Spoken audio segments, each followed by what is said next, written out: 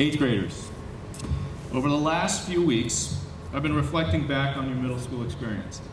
I'm very proud of how much you've collectively matured in some ways, and yet kept so much fun and appropriate immaturity in others.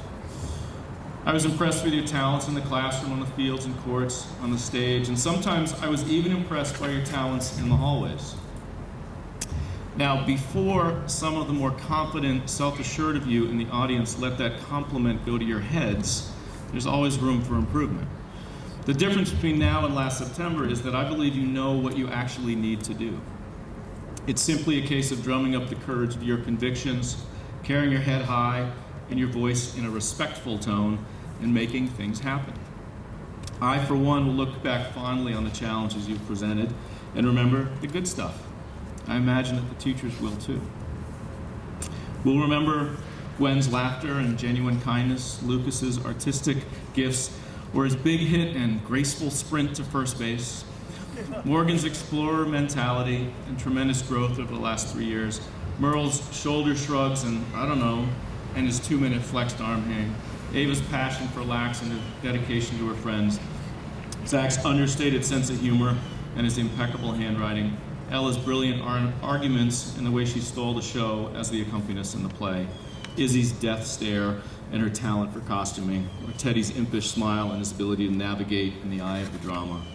We can't forget Lindsay's dramatic flair and remarkable academic consistency, Hayden's leadership and desire to make things better, Katie DeNoyle's favorite student Jake, his humor, or the way he used to run home to retrieve his baseball gear every day.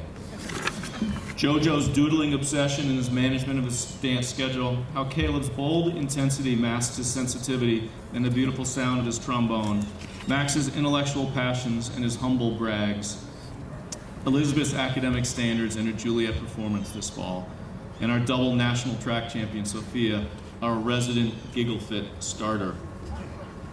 Who could forget Isaiah's incredible dancing and his kindness, Jack's trumpet solos and his work ethic, Alex Berry's ability to stay above the social fray and above the rim with the big-time dunks against Wheeler, the hard-working and always friendly Francis, the way Ethan Deal began to embrace the MB plan while politely complaining about it, Kylie's ability to bring people together, or the laser focus of Tucker Gibbs and his interest in the world.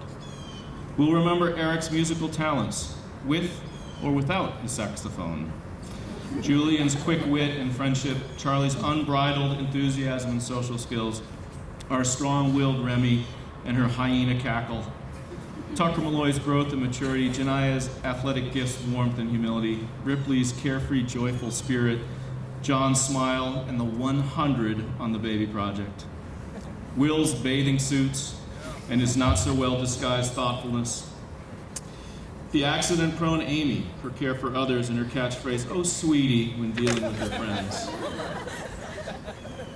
We'll always remember Owen's even-keeled nature, Moxie's writing talents, and, well, her Moxie.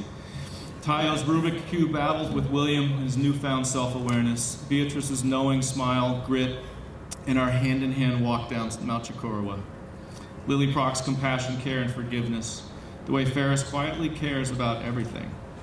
Alex Wexler's speed on the base pass and growing confidence in the classroom. Emily's stubborn leadership and her ability to evaporate from a study hall at a moment's notice. We won't forget Catcher's academic and athletic talents and the pencil spin. Then DJ's adult speak and his courage to try the musical this year. Leland's patterned shirts, his timely arrival to school, and his appreciation for music. The way Grace embraced the work of school with growing confidence, Ryan's out-of-the-box thinking, Nicole's fashion sense, and ease with which she jumped into the social mix, Bala's beautiful solo and chorus, his fist bumps, and his aggressiveness on the basketball court. And I'll remember Davis's sensitivity and empathy, his laugh, and his incredibly slow home run trot against Hillside. Or his sparring partner, the only Brewers fan I know, Aiden, his energy and nonstop chatter.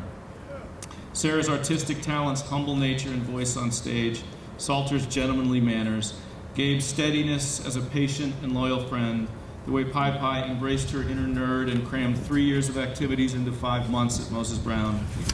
Isha's academic insights, and their cutest baby picture award, Massimo's graciousness and his attachment to that football. And lastly, we can't forget Jason's flow, his bro hugs with Evan, whose drum solos and community-minded spirit brought us together, and his ability to manage Stefano, whose goal was to make his friends enjoy life by entering every room like it was a sitcom. Or Sophie's calming presence and positive spirit within the chaos created by this lively class. So, for the quirky, the funny, the passionate, the carefree, organized or not, studious or social, for the entertainers or those who like to be entertained, I hope that this summer you can honestly reflect, like you did sometimes at Meeting for Worship, about who you want to be, what makes you comfortable, and how will you add to the upper school community.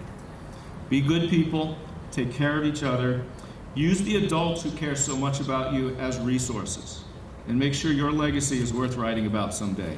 Have a wonderful summer.